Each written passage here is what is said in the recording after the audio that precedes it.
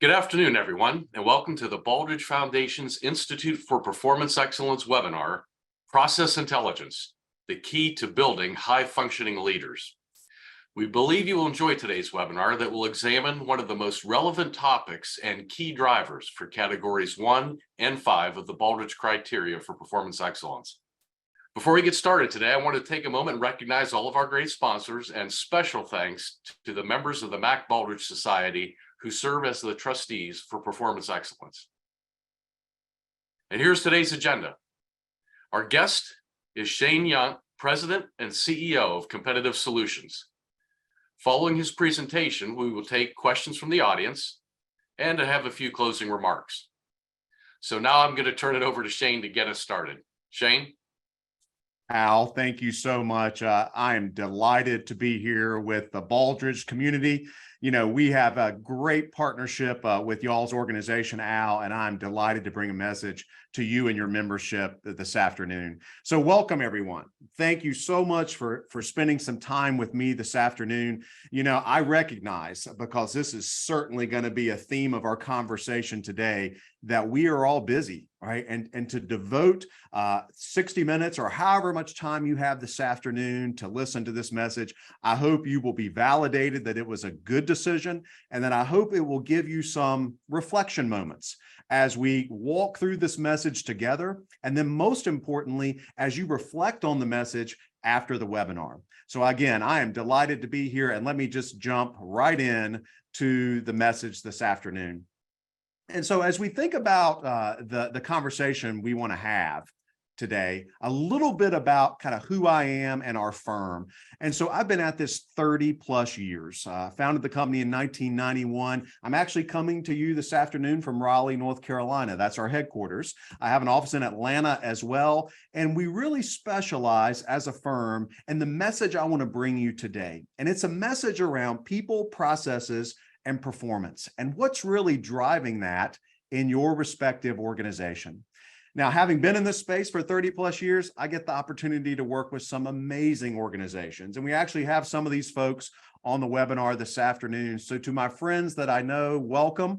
To the folks I'm meeting for the first time, I'm delighted that you chose to spend some time with me this afternoon. And so let's talk a little bit about, let's frame the conversation for the next few minutes around how is leadership feeling today, right? What are some of those challenges that as leaders we are seeing and sensing today in our respective organizations? And I want to just bring a couple of quick statistics to you, because throughout my conversation this afternoon, I would love for you to be taking a moment to reflect as you listen to me share both these statistics as well as the message today. Is this you? So I'd love for you to kind of put that proverbial mirror up in front of you as you listen to me to say, hey, is this me? Is this my team? Is this my organization? So a couple of quick statistics here. We do a lot of data and sampling around what is the current culture of leadership today. And there is a lot of burnout and fatigue happening in our industries today.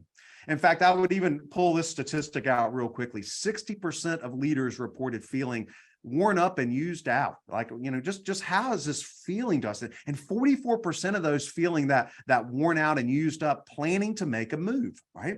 So looking at their current organization and saying, this isn't for me. The leadership culture is not for me in my enterprise today. You know, we're going to talk this afternoon about your leadership high potentials in your organization. And 86% of those 1,000 folks we surveyed said at the end of the day, they are just feeling worn out, exhausted, and how that's almost a 30% increase over 2021. You know, we also talk about 75% of the organizations say their leadership training is lacking, right? It's not giving the organization what they need. And this statistic to me is terrifying. 10,000 baby boomers retiring every single day, right? And if that doesn't scare you about the future of your organization, I don't know what statistic would, right? We are facing a leadership vacuum in many organizations today. And so as we think about this conversation this afternoon, you know, I would like you to first of all think about how are leaders feeling in your organization today? What is your leadership culture today? Have you identified your high potential leaders? Do they know they're high potential leaders, right? Has anyone told them that? Is there an intentional plan to identify and develop those leaders? And then for yourself, right? How are you feeling? Are you one of those statistics where you're feeling worn out and used up at the end of each day? Why is that? So here's the message I want to bring everyone this afternoon. I'm going to talk about three themes: IQ, EQ, and then something that we've developed that we firmly believe in, which is this idea of PQ, right? Process intelligence. So let's start with the simplest one here, IQ. Now, I'm going to give everyone on the call the benefit of the doubt that you are smart individuals. You're smart because you're part of Baldrige. You're smart because you want to develop yourself and spend some intentional time in a learning mindset this afternoon. So I'm going to attribute every one of you all listening to this call as having a high IQ. And when we look at leadership within our organizations, we assume that our HR partners, our recruiting partners, they are using their skills and their talents to make sure that they're finding the best qualified candidates for us. But I'm going to give you a couple of dangers as we talk through this message this afternoon.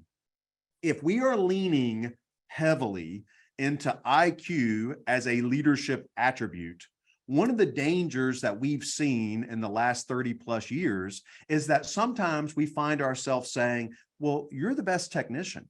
You're the best engineer. You're the best operator. So you know what? You're going to be a great leader. And ladies and gentlemen, that is a false statement. And it is something I see proven out in industries over and over and over again, that we take the highest IQ operator, engineer, and technician, and we just assume because they're really good at that, they'll be a great leader. Not so. The second element that I'm sure many of you all on this call this afternoon are familiar with is this idea of EQ.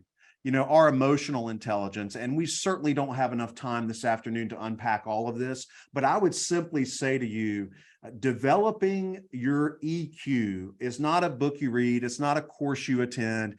It is an intentional decision, often multiple times throughout the course of the day, on how am I going to show up.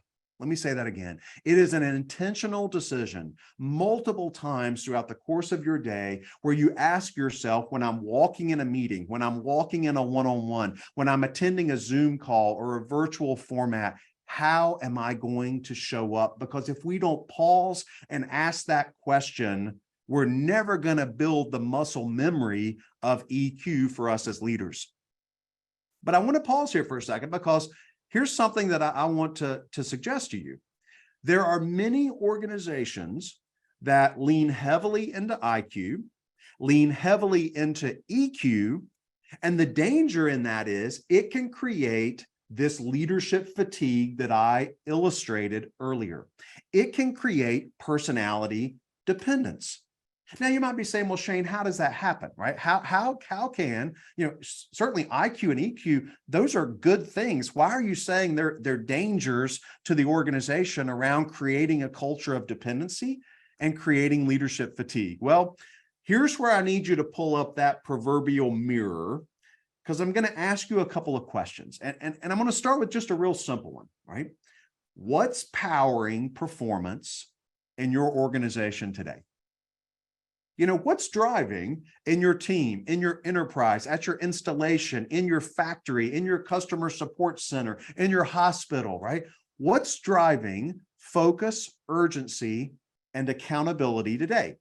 Because those are really the elements that I believe are fundamentals to performance, right? What's driving focus? What's driving urgency? What's driving accountability today in your enterprise? Because I'm going to suggest something to you, and for some of you on the call, this is going to seem a bit provocative, but it's my 30 plus years of experience where I'm going to suggest to you that there is a false positive in driving performance. And the false positive is, if you look at this slide, many of you all as Baldrige practitioners, many of these themes around that circle, from lean to being a black belt, to being a green belt, to being ISO certified, to creating within your culture, area information centers and tier boards and 5S. And listen, we could have rattled off an entire slide of continuous improvement thoughts and themes and programs and activities. And many of those that are practitioners of the Baldrige mindset, you're familiar with these. So why am I saying there is a false positive of performance that's IQ and EQ driven? It's because let's focus in the center of this slide. I believe many dominant IQ and EQ leaders fall into the pattern of managing by personality. And as I unpack this idea of managing by personality, we're going to break it down into three distinct forms. It manifests in the way we use our proximity, the way we use our powers of persuasion, and the way we use our positional authority to answer that question of what's driving performance today. Now, I'm going to give you a couple of illustrations of this. One just very recently. I was taking a tour of an organization that you all would well know on this call. Gartner has determined they're one of the best run supply chain organizations in America. All right, a household name.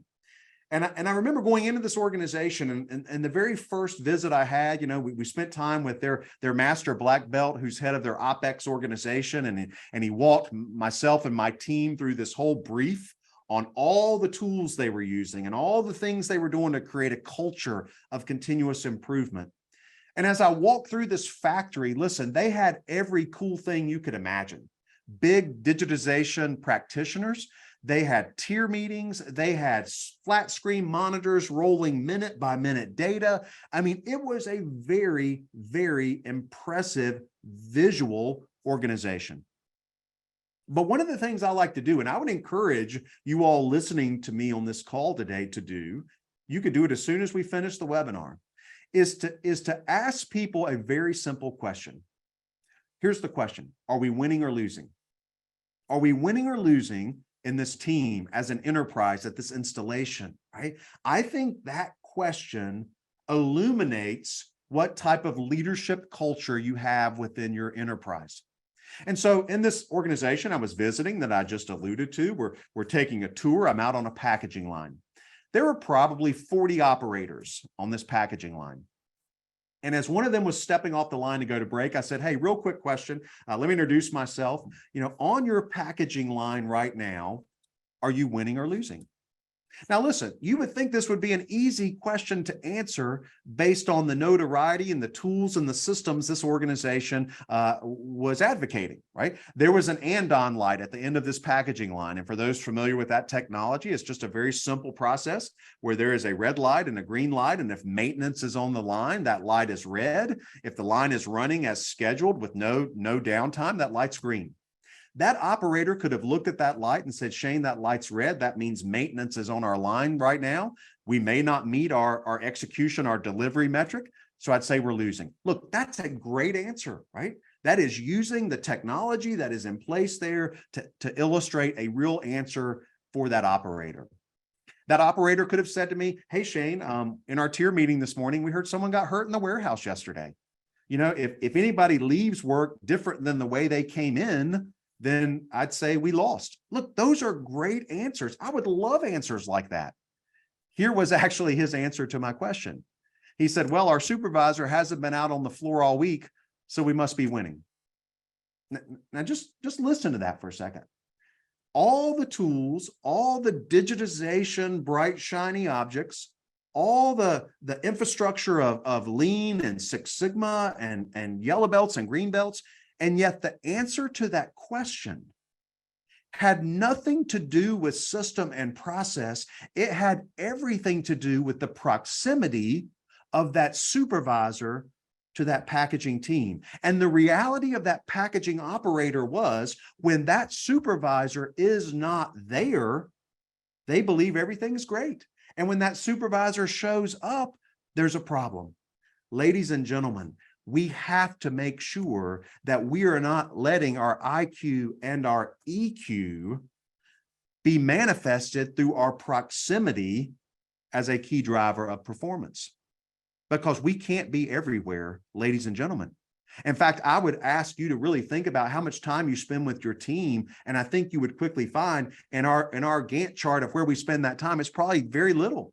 Yet we're trying to use our proximity to drive performance. How about our powers of persuasion? Many of us as leaders, we find ourselves having to use our IQ, our EQ to convince, to cajole, to persuade people to perform. This creates a culture of selective engagement, not collective accountability. You know, one comment I like to make a lot of times when I look at teams is there are very few true teams in industry today. I firmly believe that. I think we have a false positive of teamwork because we look at any group of people, we call them a team. But when you really begin to peel back the engagement within that team, you often find a culture not of collective accountability, but rather selective engagement, where we are using our powers of persuasion to convince and to cajole people to perform, as opposed to having a system and a process to do that. And listen, if all else fails, we can use our positional authority to drive performance. Many of you all in this webinar today, you are in a position of authority. You can compel performance because you have the title of leader. And I would just pause here to say to you all, when we are leaning into our IQ and our EQ, it often manifests as managing by personality, not process, where we are using our powers of persuasion, our positional authority, our proximity to drive that performance. And I have to suggest to you that if that is you, you're tired. There is no doubt that you are fatigued in your organization, ladies and gentlemen, because that way of driving performance is what I call red cape or heroic leadership. It requires us to put that red cape on to swoop in to save the day. And if we're not there, that focus, that urgency, that accountability, those definitions of performance, we begin to worry, well, what will happen if I'm not there? What will happen if I'm not able to persuade? What will happen if my positional authority isn't there to drive that performance? This is where many leaders are today. And let me talk about the risks just very carefully. If we're managing by personality, that does not scale. Let me say that again. That does not scale. IQ, EQ does not scale in our organizations. I'm working with 3 entrepreneurial organizations today. I don't mind even sharing one of those names is Impossible Foods. You may know them, the Impossible Burger at Burger King, right? Plant-based meat, right? An incredible organization headquartered in Oakland, California. And I look at that organization, this entrepreneurial organization who's got passionate people in it. But when you look at the way they're leading the organization, they had a wake-up call one day that said, you know what? We can't scale the growth of our business based on proximity, persuasion, and position because our leaders are exhausted. Those leaders with that entrepreneurial spirit, that got us to where we are today. It will not get us to where we need to be tomorrow. Secondly, 3P leadership is not sustainable. And one way to determine the degree in which IQ and EQ exists within your organization today is look at loyalty to personality versus loyalty to the enterprise. And a good way to discern this is if you have a leader that is loved, a leader that is respected in the organization. If they leave the organization, what happens within 60 to 90 days? Are your other good people leaving with them? Are they reaching back into your organization and pulling out of the organization those individuals that are rock stars because they were loyal not to the enterprise, but they were loyal to the personality? See, I feel many times for our HR partners and our recruiting partners, because when they're trying to fill gaps in an enterprise that is IQ and EQ driven, it is a lose-lose in many situations. Because every time a well-loved personality leaves, they mine those other personalities that are loyal to them to follow them. And it does not create a culture of sustainability. It does not scale, and it does not allow resilience, right? So I would just ask you to just pause in reflection for a moment. You may have IQ. I hope you do. You may believe in the power of EQ. I hope you do. But is your IQ and EQ manifesting as managing by personality? See, that's where we want to unpack the message this afternoon, because there is another element in this conversation, and that element is what we call PQ. And this is where I want to spend my remaining time with you all today, explaining what does PQ look like? What does process intelligence look like in the organization? Because when we can put together IQ and EQ and PQ, we begin to create a high functioning leader and a high functioning organization. Now, there are 4 elements I'm going to unpack briefly this afternoon that we believe are the non-negotiables of a PQ mindset. And those 4 you see reflected on this slide. We're going to talk about an execution process. We're going to talk about a business acumen process. We're going to talk about a communication process. And lastly, an ideal behavior process. We believe those are what we call the non-negotiables of a PQ environment. And so we see that as the missing link. So this is the model that we're going to use this afternoon to illustrate the conversation. How do you create a system mindset? How do you bolt on to your IQ and your EQ, this element of PQ? So as a leader, we're building a system mindset that does scale, that creates sustainability, that creates resiliency, that creates loyalty, not just to personalities, but to the mission of your organization. So we're going to unpack this in 4 ways. And I'm going to take each of the 4 segments, and I want to illustrate what a low functioning leader and a high functioning leader look like. Now, again, I need you to pull out that proverbial mirror. And as you listen to me, here's the question. Is this you? Is this your team? Is this the way your team functions today from a low functioning standpoint versus a high functioning? I would encourage you to take some notes as you listen to me explain each of these, because for the sake of conversation this afternoon, I want to hit the high level view of what does a dominant PQ environment look like relative to each of the 4 systems you're going to hear me describe. So the way I want to go forward in business acumen is to start with a question. I'm going to give you a question on each of these for you to kind of take the pulse of your organization after the webinar. And I've already illustrated this question one time. And the question is this: are we winning or losing? Because I believe that question speaks to the degree of PQ that exists within your organization relative to metrics, relative to this idea of business acumen. So the question we want to unpack is, are we winning or losing? Now, in a low functioning environment, let's talk about how that question manifests. That question manifests often in what I call an anecdotal answer. Meaning when you ask the question, are we winning or losing? The answer you're going to get is based on how people feel, right? Are they frustrated? Do they come into work and they're irritated that they're about their environment, or they don't have what they need, or they're irritated at their coworkers, or they're, is there a level of irritation and annoyance in that answer? Is the answer to the question anecdotal based on how they feel, or empirical based on what they know, right? So if you ask that question, are we winning or losing? Do you get an answer based on how they feel, or an answer based on what they know? Have we built within our enterprise a business acumen process that translates winning and losing in a tactical, simple framework? See, here's just a quick editorial. When we talk about data literacy and data scientists and digitization, candidly, I feel like we are moving farther from business acumen than closer to business acumen, because we are overcomplicating the conversation. If you can't answer the question, are we winning or losing based on what you know versus how you feel, data literacy is going to be abstract, right? Because part of creating this high functioning PQ environment is that we don't just spend time visualizing data.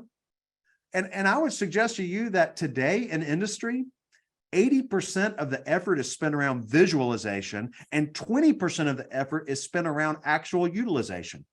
And that is, we got to change those percentages. It needs to be 80% in utilization and 20% in visualization.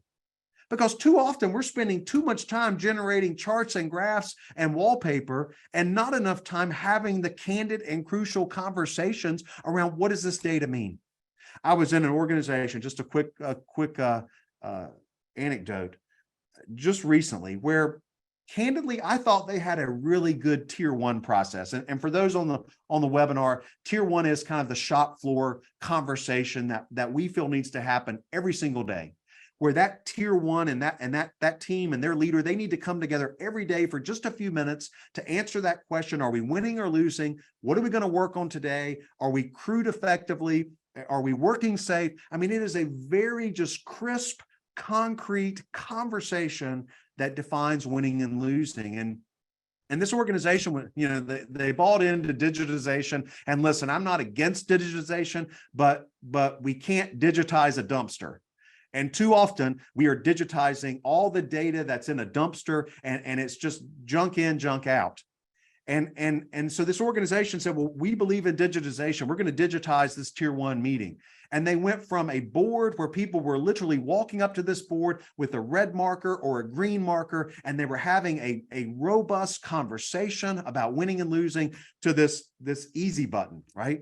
Where the supervisor pressed this button, and it was kind of cool, right? They kind of built this digital board that was like a slot machine. And so all these numbers would kind of twirl, and it would kind of slow down, like kind of like Wheel of Fortune, and land on the actual number of how we performed. And I was in this meeting, and the supervisor hit the application, and the little Wheel of Fortune runs, and it landed on numbers. And there was one metric on delivery that having been in this team many times, I thought, wow, that was like amazing performance. And at the end of the meeting, I asked an operator, I said, hey, that's like amazing that you guys delivered that volume yesterday.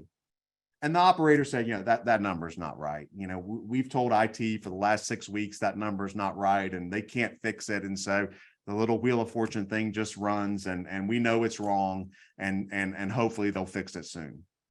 I can't tell you the conversations like that I hear on a daily basis, where we took a good process that was driving the idea of winning and losing at the tactical level, and we digitized it, and we made it all about 80% visualization and 20% utilization, as opposed to 80% utilization and 20% visualization.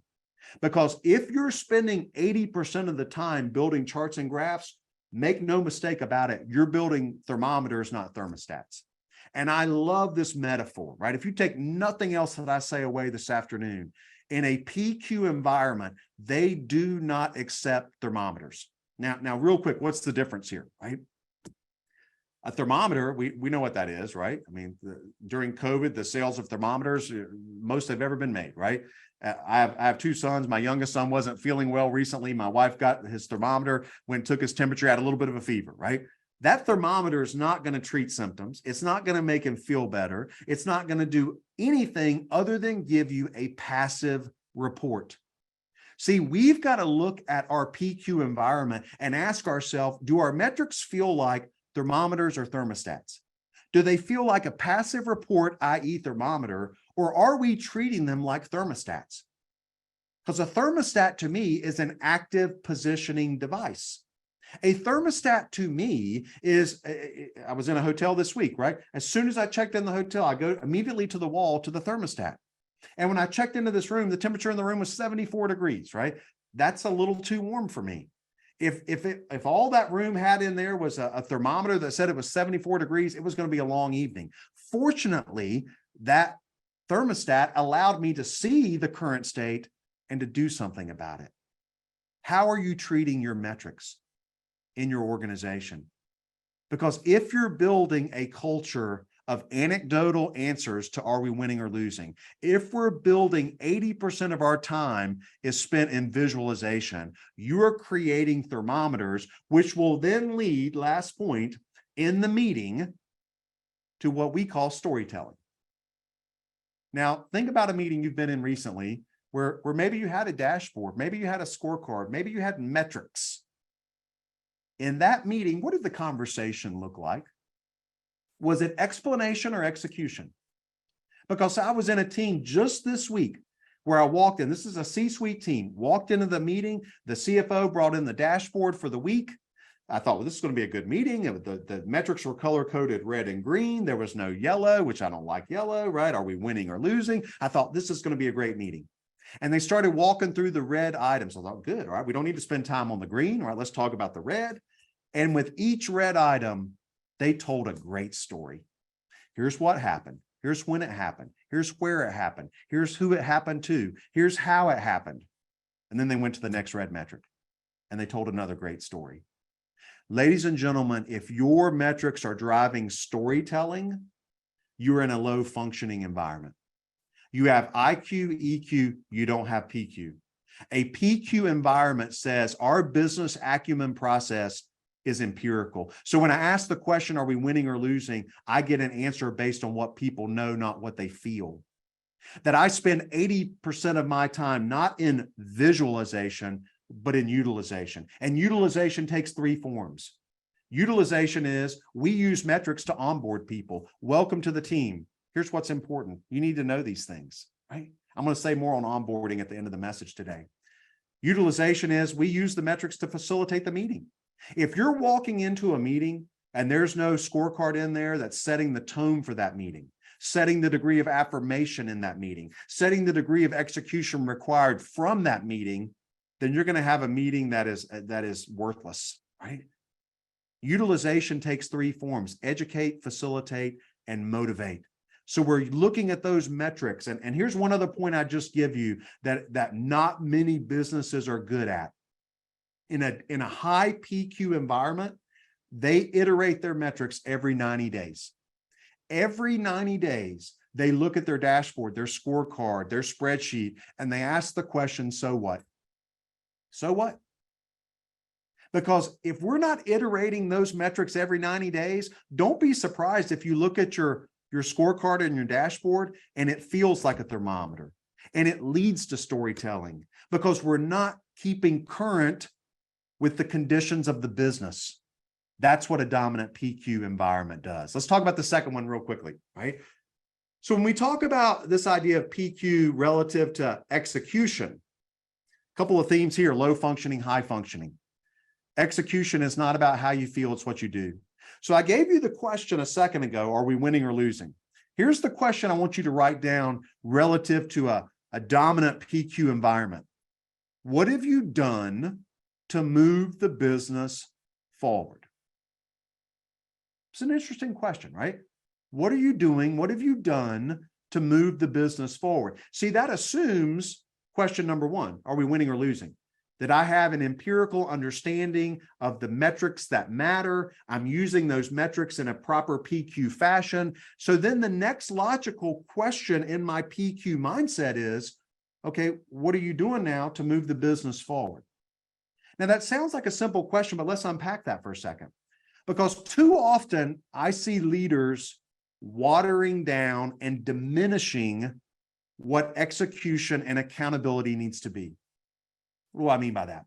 That we begin a conversation around accountability and execution, and then we quickly begin to use words like ownership, involvement, empowerment. We take a very clear concept. What are you doing to move the business forward? How are you demonstrating execution and accountability? And we make it attitudinal. We make it around how we feel. Are we involved? Do we have ownership? We're watering those themes down. And when we water it down, we allow ignorance as an excuse.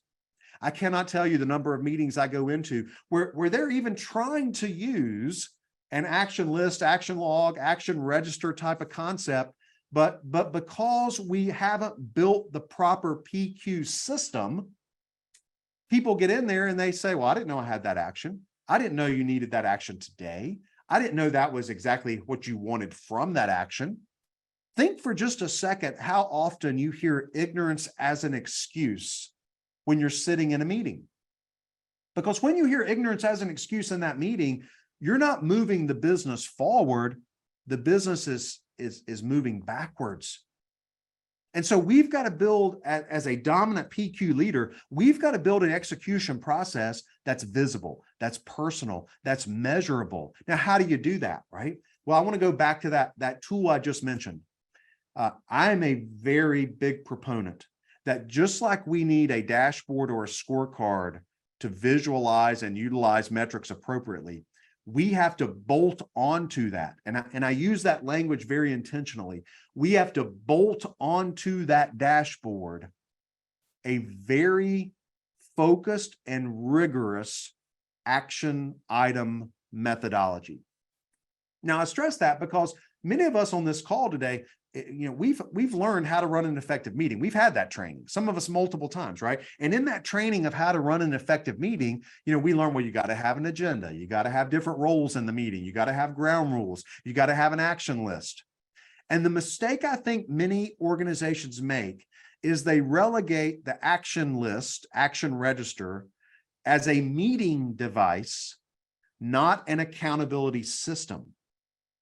See, we view at Competitive Solutions, we view that bolt-on action register as important, if not more important, than the actual metrics. Because that's how you move the content of conversation from how do you feel about the business to what are you doing to move the business forward.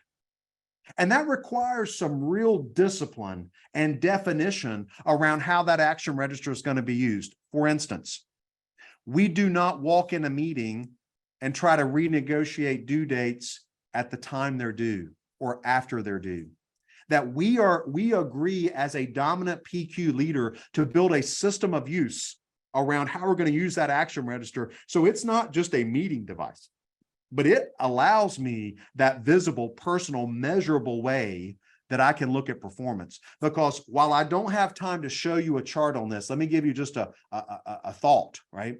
You should be able to list every person's name on your team. So for instance, if I'm leading a team of 8 people, I should be able to list every person's name on my team, and I should be able at any moment to look at number of actions taken, number of actions completed, and impact of those actions to the business. Because go back to a comment I made in the earlier segment. When we are managing by proximity, persuasion, and position, we often create a team that is powered not by collective accountability, but selective engagement. And often I see in a team of 8, I see 2 or 3 people doing all the heavy lifting. Because as a leader who is fatigued, I lean into those individuals that I know I can count on, that I know won't push back, that I know have the same mindset that I do. So I'm leaning into those 2 or 3 individuals, and I am intentionally working around the other 5 or 6 in that team. Do you have a disparity of engagement within your team? If you do, it's probably because you view execution as an optional process. You view it as an emotional process, not an empirical, what are you doing to move the business forward? And the last theme I want to highlight here on this before I go on, it's something I would encourage each of you to look at, because again, I think it is a real way to discern the degree of PQ you have in your organization.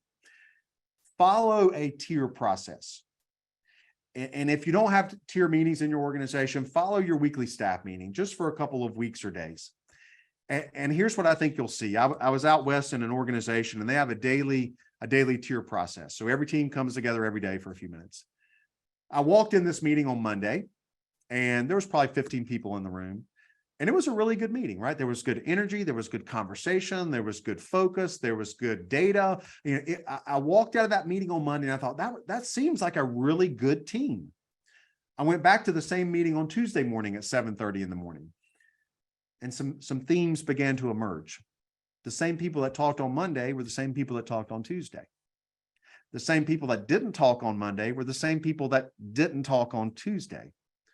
And I followed that team all the way till Thursday.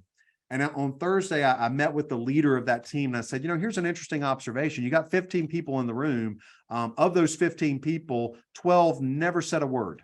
In the 4 meetings that I attended, Monday, Tuesday, Wednesday, Thursday, 4 meetings every day, right? Those individuals never took an action, never statused a metric. They never said a word, right? And I would just ask you to reflect on what type of culture do you have within your meetings? Do you have a culture of meeting tourist, right? And I would also suggest to you that the pandemic didn't help with this, because when we went to virtual meetings, we basically opened the door of many organizations to creating a culture of meeting tourists. A culture where I was in one of these meetings the other day where there were literally 40 people in this virtual meeting, and 3 people had their camera on.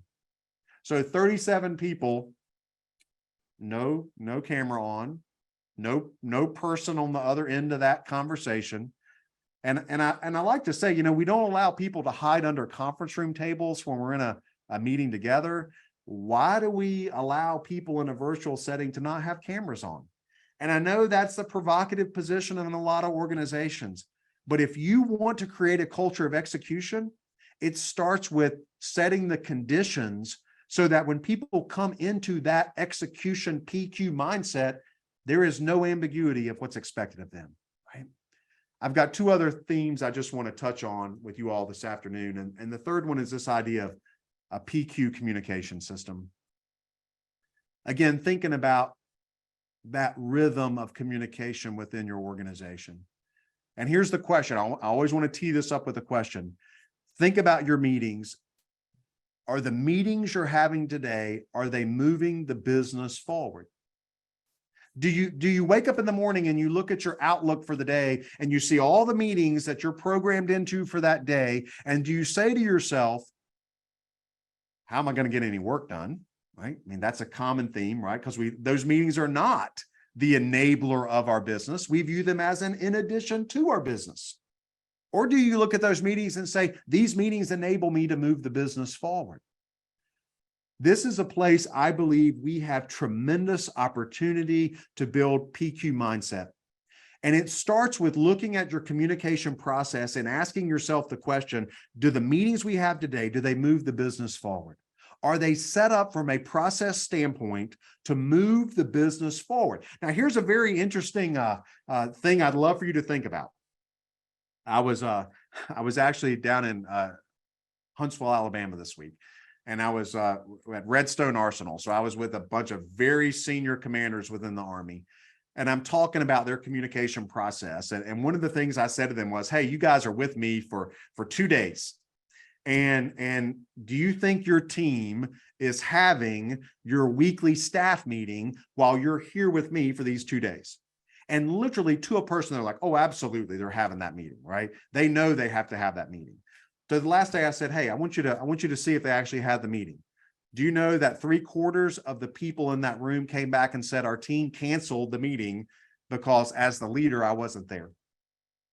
And there is no bigger indication, ladies and gentlemen, that if your team cancels the meeting when you're on vacation, when you're in a training session, when you are traveling, if your team is canceling that meeting, make no mistake about it, they are saying that meeting has no value to me and my ability to move the business forward. And sometimes that's hard to hear, right?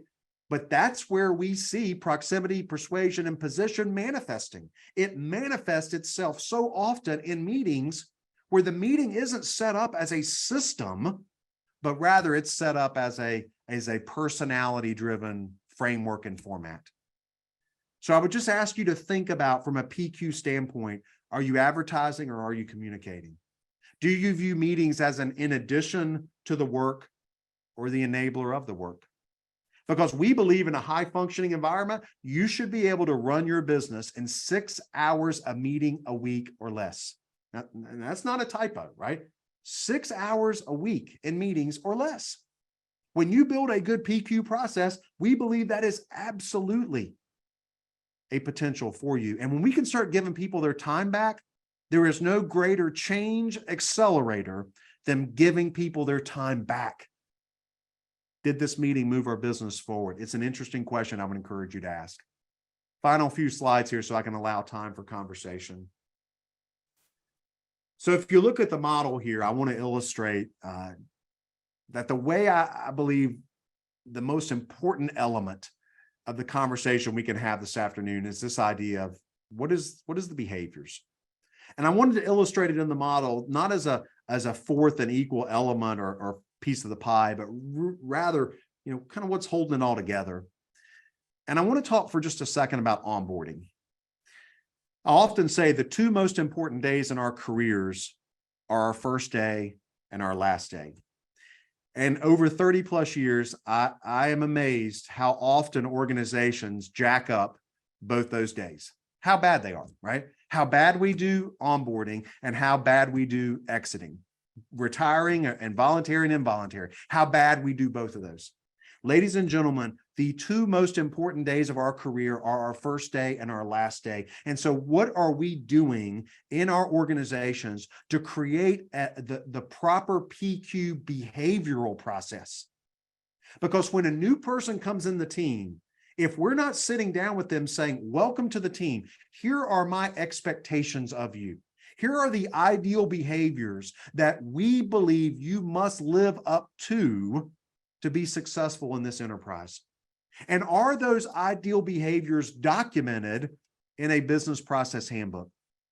See, this is where I see, again, the difference in IQ, EQ, and PQ. There are many organizations that, have IQ and EQ, but they don't codify anything. They don't document anything. They just trust those dominant IQ, EQ, 3P driven personalities that when a new person comes in, they'll just get them to where they need to be based on their sheer will, determination, and personality. And that's all well and good if the organization never changes, but it changes daily. And so all that knowledge, all that information, all that tribal knowledge, if 10,000 baby boomers are retiring every single day, it's going right there with them. And so when new people come in, we have no documented process to show them what's going on. And they ask themselves the question, did I make the right decision? I get very frustrated. In fact, it's a trigger for me. And I'll just a quick anecdote. I was in a company the other day where I was attending a tier 1 meeting, and there was a new engineer. And this gentleman introduced himself in this tier 1 meeting. Now, there was no escort walking him around introducing them. It was his first day on the job. He was told to attend this tier meeting. He introduced himself. The tier meeting ended and he kind of faded away. I saw him later in the morning and in another meeting. I see him at lunchtime eating lunch by himself. And I just have to be candid. These kind of things really trigger me, particularly when I am talking to people about how there is a war for talent, how there's a great resignation, how we can't find good people. Ladies and gentlemen, when you have a person who has chosen to be in your organization, if you are not demonstrating to that person through solid PQ processes that they made the right decision to be there, do not be surprised if in a very short period of time, they're no longer with you. We have an obligation as high functioning leaders to take a look at our onboarding process and make it system driven, to validate for folks, you made the right decision to be here. We've documented our processes. We've set our ideal behaviors, because if we don't do that, all we've got left are a bunch of dusty artifacts that will say to that person, I don't really know if I made the right decision or not to be in this place, right? Building that PQ process around ideal behaviors. So what have I said to you all this afternoon? Hopefully I've given you some good food for thought, but I would close with a couple of themes. IQ gets you in the door. EQ, when done well, when that conscious daily decision on how we're going to show up has the potential to get people to listen to you. But ladies and gentlemen, if you're struggling today with scale, with sustainability, with resiliency, the only way we're going to fix those things is if we begin to build a PQ mindset, because PQ is where we get the results. So just some final thoughts here before I hand it back to Al, right? This idea of sustainability, ability, and resilience. I hear this in boardrooms across the world. But I firmly believe we're not going to create the kind of sustainable and resilient culture until we take a hard look at the leadership cultures that we have today. If you today are driving performance by proximity, persuasion, and positional authority, if you're using your IQ and EQ and it's manifesting that way, ladies and gentlemen, you're never going to have a culture of sustainability, because you're having to restart every time a leader leaves. I think many leaders today are beginning to get a bit more introspective, and they're beginning to think about, well, what will my leadership legacy look like? Again, if you're managing by proximity, persuasion, position, you may be dominant in IQ and EQ, but the minute you walk out the door, so does your legacy. I see it so often where the team's performance, it atrophies literally overnight, because what was driving that team forward had nothing to do with system and process. It had everything to do with the power of the personality of that leader. And when that leader left, so did the performance of that team. And then quickly following that, so did the high performers in that team. They wanted to follow that leader. Your leadership legacy is predicated on the processes you build, creating not cultures of dependency, but rather interdependence and independence within your organization. I'd love to ask you just to pressure test your systems, right? Pressure test your meeting. Like if you don't go to the meeting, what happens? Does the team have the meeting, right? If you don't update the metrics, does someone else? What happens? How robust is your system? I think the pandemic pressure tested a lot of management systems. And what I quickly saw in many industries was that the system that they love to talk about really wasn't driven like the Baldrige criteria of leadership and workforce and good processes and good systems. People love to build slides that talked about that. But when you quickly saw the pandemic, it pressure tested a lot of those systems, and what was holding them up were people, not good systems and not good processes. Here's another good thing to kind of think about. Ask people in your organization, well, how does this get done?